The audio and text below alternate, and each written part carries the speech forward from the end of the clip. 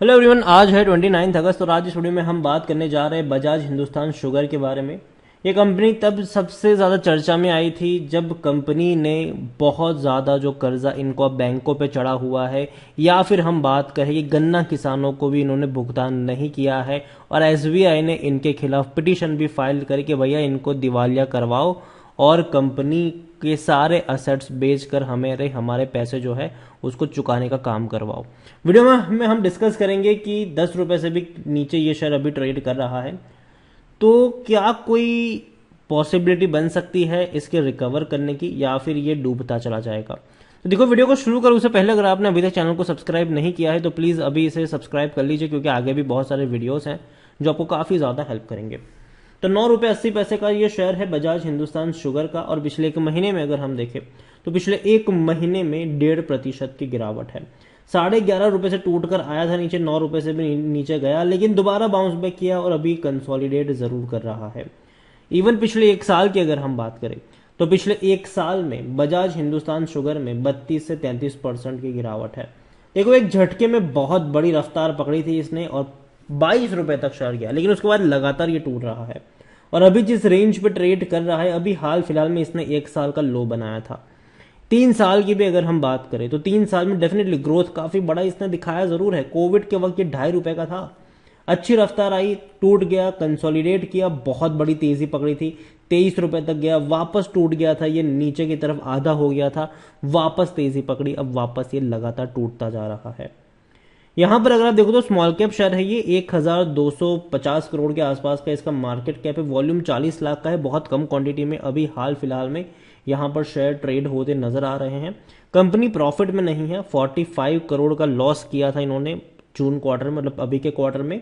और रेवेन्यू की अगर हम बात करें तो 1530 करोड़ के आसपास का रेवेन्यू भी हमें यहां पर देखने को मिला था यहाँ पर।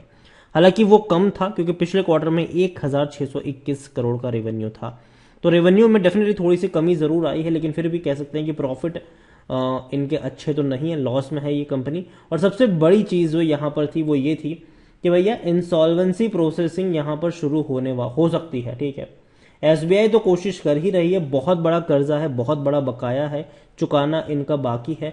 कई सारे गन्ना किसानों का भी इन्होंने पैसा नहीं चुकाया है, कई सारा जो भुगतान है वो अभी तक नहीं किया है। बैंक की ही अगर हम बात करें तो बैंक का भी 4600 करोड़ से भी ज्यादा का जो पैसा है वो बाकी है। हालांकि देखते हैं कि क्या होगा आने वाले दिनों में। हालांकि एक और चर्चा भी हो रही है डेट रिजोल्यूशन को लेकर, और यहां पर अगर आप देखें तो बजाज हिंदुस्तान ने यह भी कहा है कि however keeping in view status of the outstanding can dues and fund for servicing debt obligation, the company is further discussion with the lender a debt resolution plan.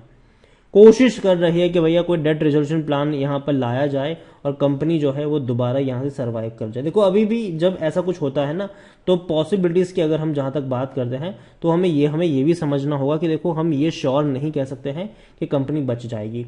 ठीक है, हम ये श्योर नहीं कह सकते, ना ही हम ये कह सकते कि कंपनी बर्बाद हो जाएगी। यहां पर सब कुछ डिपेंड करेगा डेट रिजोल्यूशन प्लान के ऊपर। अगर डेट रिजोल्यूशन प्लान हो जाता है तो डेफिनेटली ये बहुत अच्छी बात होगी इस कंपनी के लिए, जिससे वो बच जाएगी। लेकिन अगर वो नहीं हो पाया, अगर एनसीएलटी में चली गई, असेट्स को बेचकर पैसा जुटाने का भैया अनाउंसमेंट कर दिया, तब तो हालत इनकी खराब हो जाएगी। ठीक है, यहां पर अगर आप देखो तो 42% लोग according to Moneycontrol user कह रहे कि बेच के भाग जाओ, बाकी हर कोई कह रहा है खरीदो, खरीदारी करी है तो बने रहो। कंपनी की जहां तक अगर हम बात करें तो रेवेन्यू इनके लगातार कम होते जा रहे हैं।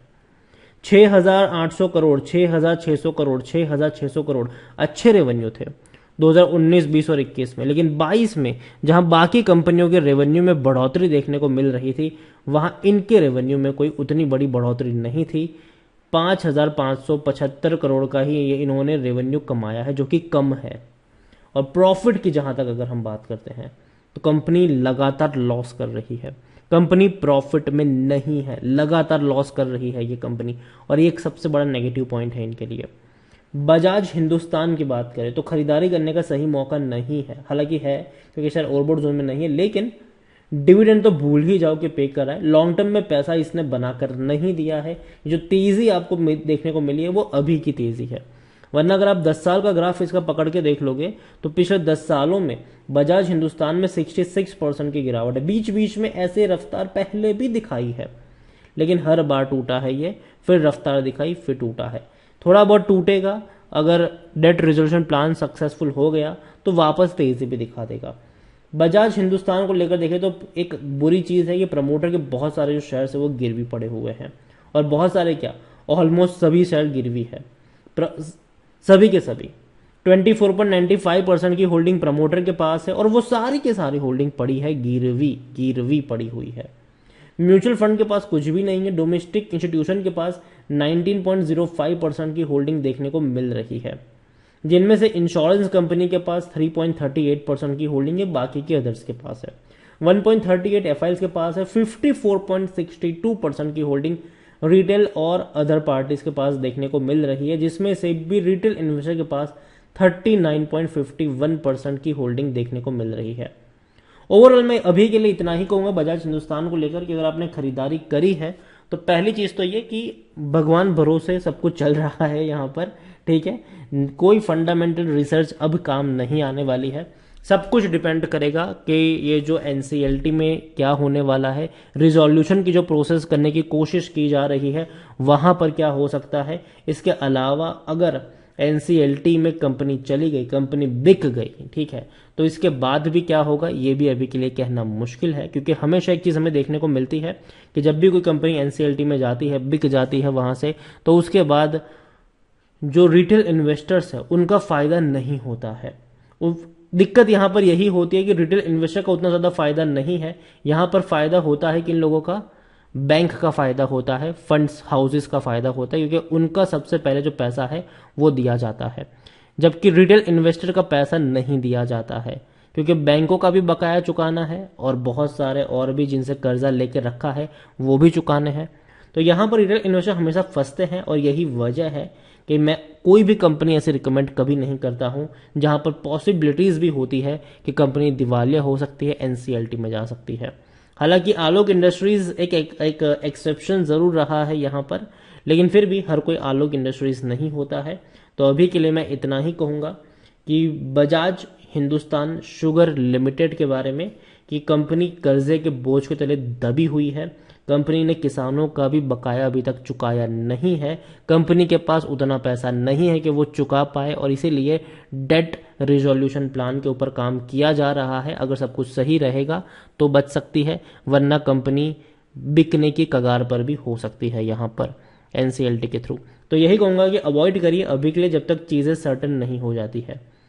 तो वीडियो को यहीं पे एंड करूंगा। पसंद आया हो तो लाइक कर, शेयर कर, चैनल अगर पहली बार आए तो प्लीज़ सब्सक्राइब करें, और बजाज हिंदुस्तान शुगर के बारे में आप क्या सोचते हैं वो भी आप मुझे कमेंट में लिखकर बता सकते हैं। Thank you.